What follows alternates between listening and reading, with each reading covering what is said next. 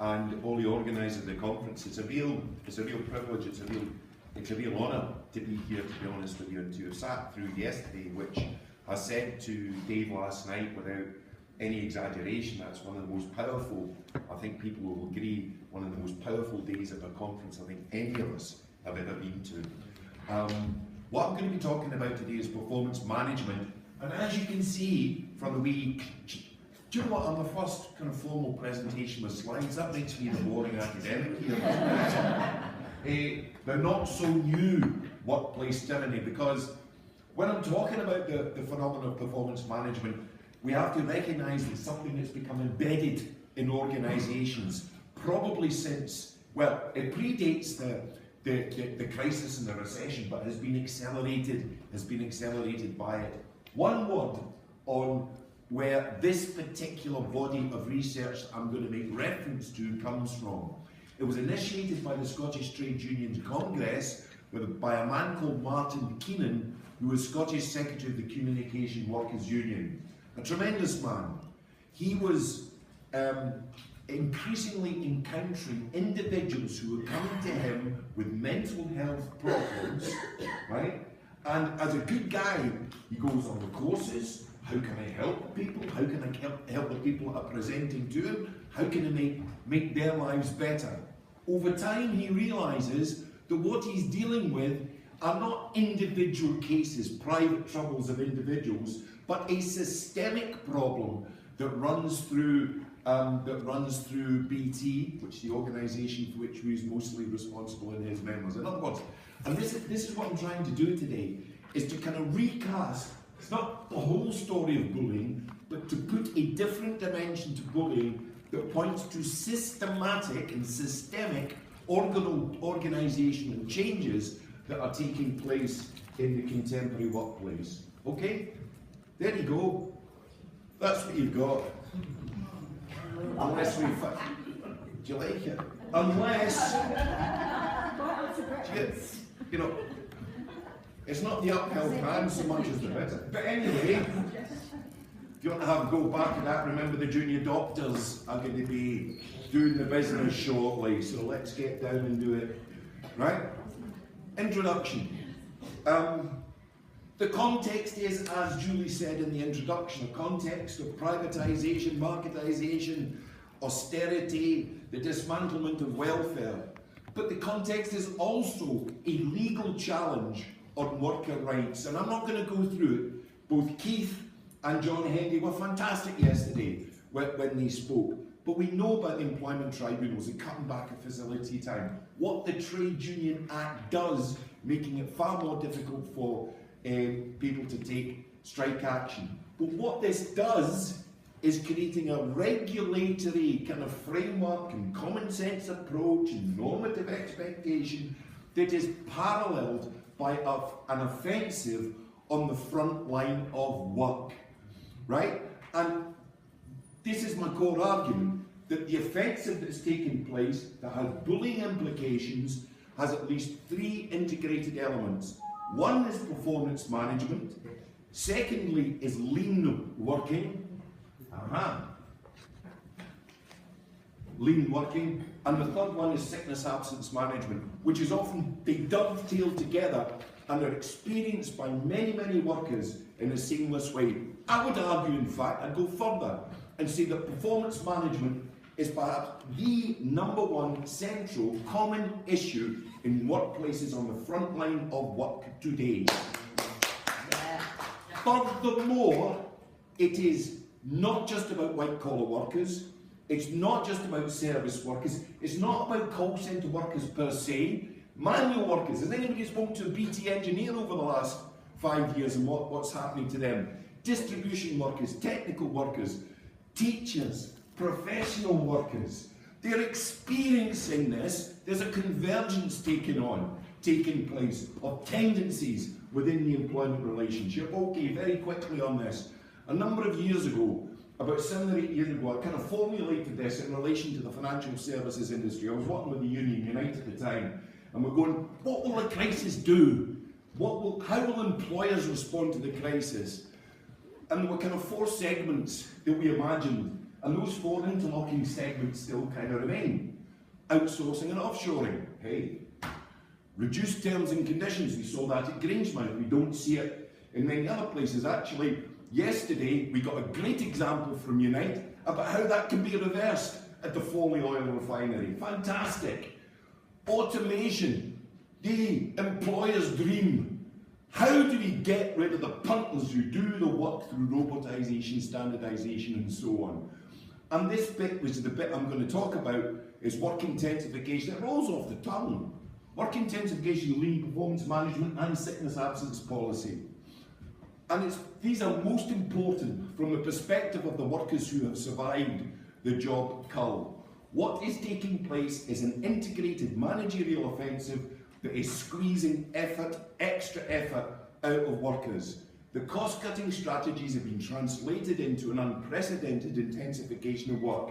We know the watchwords: restructuring, re-engineering, creative synergies. That's one of my favourites, by the way. Has anybody been part of a creative synergy? Have you? What it means is, you take two bits, bring them together, and get rid of people. Oh, but the one who puts it up, they're the one that gets thousands of pounds for sale. Exactly. Because they got the fancy words. They got the fancy words. And of course, that's Boljo. Lean. Right? Essentially, equivalent or larger bodies of work have been done with the same or more likely smaller workforces. And the watchword, I did the RBS Reps conference recently, and it just came to me. Too much is never enough. Too much is never enough. You know, the body and the soul gets put into work and you're exhausted at the end of the day. Sheer intensity of work during working shifts. Something Karl Marx called the porosity of the working day. Those gaps in the working day where it is essential for your body and your brain to recover are been trammeled. Okay? Lean working. Who here is familiar with lean working? You've been through it. How long have you got left? Oh, good. Right. What's the core thesis of lean? Organisations which strip out wasteful parts of the process, gain in quantity and quality. The rhetoric is of multi-skilling, task enlargement, worker participation in Kaizen. And you know what Kaizen is? Continuous change. Continuous change that they want the workers to be part of as much as their workers are told what to do. Work smarter, not harder. The evidence is that it's about, in practice, the automobile industry, tighter managerial codes, job stress, managerial bullying, lack of voice, and the traffic light system. What's the ideal state for management? To have green lights there. Now these lights exist, but they exist metaphorically on the digital displays as well. Do you want green lights? No, because that shows workers are doing it. Yeah. Do you want red lights? No, because workers are messing up. What the ideal state is amber. Workers caught in a state of constant tension and anxiety to perform more. And these forms of lean, with workers on the edge, have been translated by what I call consultemics. They're not academics. They take the shilling from the companies and have applied them throughout the civil service, the public sector, the financial service, national health service, higher education. Right, makes you sick. In HMRC, Lean created a very brutal form of Taylorism. We ran 1,000 questionnaires. 95% said that after Lean, work had become very or quite pressurised. Only handfuls before then. And there is a statistical relationship between work intensity, time spent at the workstation, coming to work ill, and the frequency of ill health symptoms. I won't bore you with the details, but essentially, look, almost half this is typical of, isn't it, Jerry, of the civil service routine jobs. Almost half spent more than 95% of time at their workstation, right? And there's the correlations. The more time you spend, the more ill you get. And that's the new ideal model. Call set up workstation. Okay. Don't give them ideas. That's a read at the NHS. True story. In the student loans company in Glasgow, they got the time and motion people in to follow the workers into the toilet. Yeah, I believe so. Right? So it's not just electronic time deposits. And they went, Yeah. did they have a number one or did they have a number two? They asked him when he came out. And you need to put a stop to it, which puts a new notion on time and motion studies. Setting that, you know.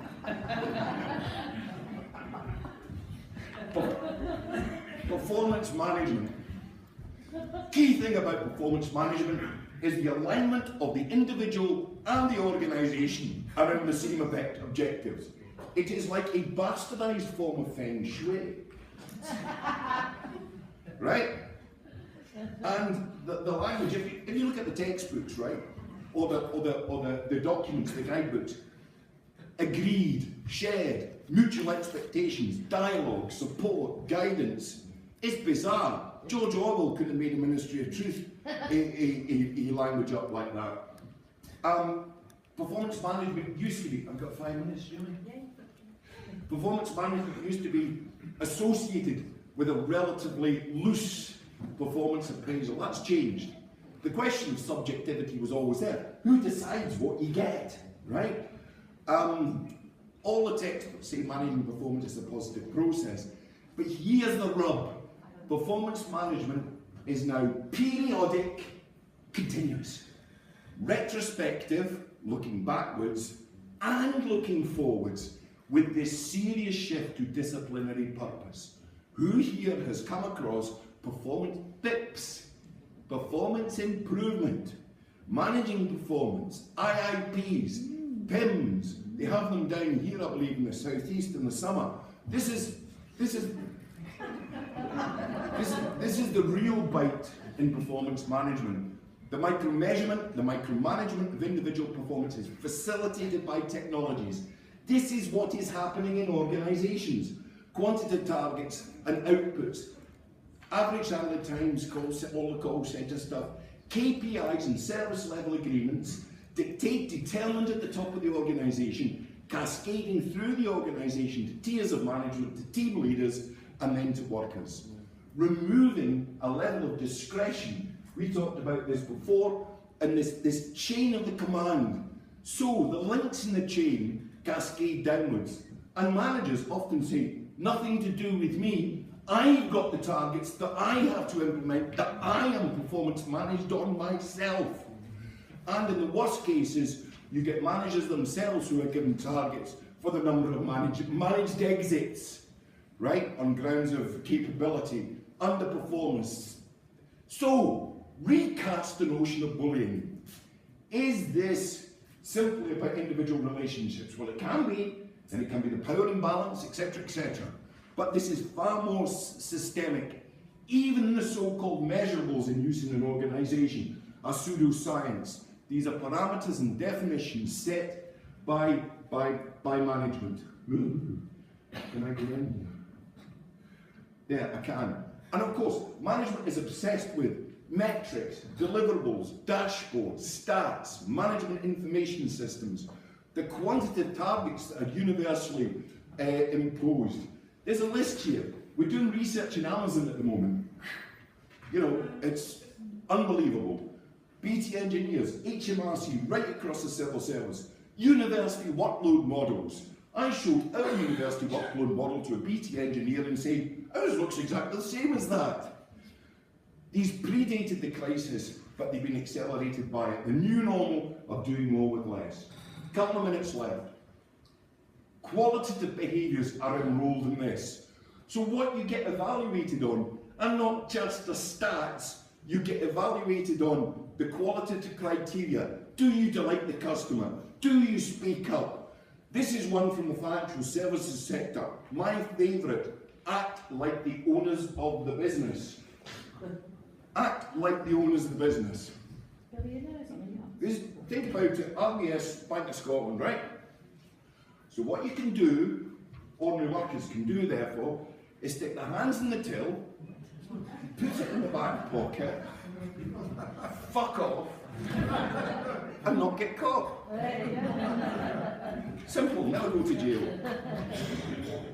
So what the qualitative criteria, traits, behaviours and characteristics mean is that there's far greater room for subjectivity, leaving people vulnerable to the whim of a supervisor. This is the fulcrum of the system. Yes? Are people aware of this? The a priori bell curve, the forced distribution system, where irrespective of your performance, you are in advance, the distribution is determined in advance, people are distributed according to this. And in the worst case of the course, the following Jack Welch at GE, a system that was internationalised, the bottom 10% get removed from an organisation every year. This is not about encouraging excellent performance, it's about terrifying the hell out of people to behave. This is a culture and a climate of fear. And we can pick through. I mean, I've debated with managers about this, and I said, well, why do you need the bell curve? Because really what you want is 100% of people in the excellent category. Otherwise you are failing as management. Why do you need a bell curve? And what it means is you can have a brilliant workforce and that inevitably have to be failures. And of course, banks and other organisations deny they got it. Here's one. Looks like a bell curve. Smells like a bell curve. It's an old Cheech and Chong joke. Tastes like a bell curve. I'm glad I didn't stand in that. BT, we don't have a bell curve. Right? The language. And you're an underachiever. T-Mobile in Greenwich, you're a bottom feeder if you get a low grade. And the process is to stop managers inflating scores, right? They have a process of calibration or moderation to dampen the scores. If there's a fixed pot of money, it can only be limited distribution. Now, a couple of things and then I'll kind of finish, right? The outcome of these practices, and this is from a prospect member survey, shows that black minority and ethnic performers, high performers, there are less if you're black minority or ethnic, more if you're white, you get higher, disability discriminations and age. But this is possibly the single most important, one of the single most important revelations about performance management that's come out over the last couple of years. Piece of work that's done by Steve French at Keele University. Look at this, and if people want the document, I'll pass it on to them. Statistically significant differences between performance ratings by ethnicity in 11 out of 17 civil service departments. In all but one department, BMME staff are less likely to receive exceed, right? Disabled staff, age is a huge issue here. All over 60s in all but one department, more likely to get must improve, right? On and on. This is the evidence, this is the hard evidence. Final big quote, and then I'll kind of finish up. This is from a whistleblower in BT, okay? Great one. And she was a human resource manager who got sick of it. There was quite a sinister practice that we used to use, the carport conversation. A manager would be expected to take an employee who had received poor performance scores outside for an informal discussion. The manager would then start a conversation along the lines of, you know your last review? It's only gone one way, isn't it? You should perhaps think about coming to an arrangement. It was important that the manager would never make any explicit suggestion that the worker should leave. We were given training in how to conduct these conversations. A one-day course in employee relations for HR managers where we would go through the best mechanisms for ensuring that the employer would voluntarily suggest a compromise agreement. Yeah? And there's a lot of this stuff. I haven't got time to go through it. Age discrimination, over 60s, no performance issues. What's the chance of getting them out in the next 6 months? Sickness absence management. Tell you what, I'll sum up 2 slides in 1 sentence. Right? The problem is not sickness absence. The problem is presenteeism, driving people to work when they're ill. Conclusion. These punitive performance management sickness absent managers are short-termist, driven by cost cuttings and austerity. How do they fight it? By any means necessary, came to mind. There's a business soft case against performance management, and the MOD, the PCS and the MOD costed what performance management cost to implement. 98 million, is that right? 98 million. Well, that's a strong argument. Some of the big companies are beginning to kind of think it doesn't work. But of course, the discriminatory aspects of performance management, disability, equality, age, a starting point is unions, and where there's not unions, somehow trying to find mechanisms we can do that, conducting audits that demonstrate statistically significant discriminations. On the ground, it's kind of breaking the culture that's existed. So appeal, break the culture of people individualising these scores. This is about individualising people, making people feared and terrified individually, using health and safety and stress audits to organise. And finally, there have been some big successes. I mean, come to the workshop and you'll hear a good story, but at the national level in Australia and New Zealand, the Financial Services Union has managed to get rid of it, performance management, in a couple of the banks. So I think we're on the... A few years ago, it looked as if this was unbeatable. We are now beginning to make inroads into it.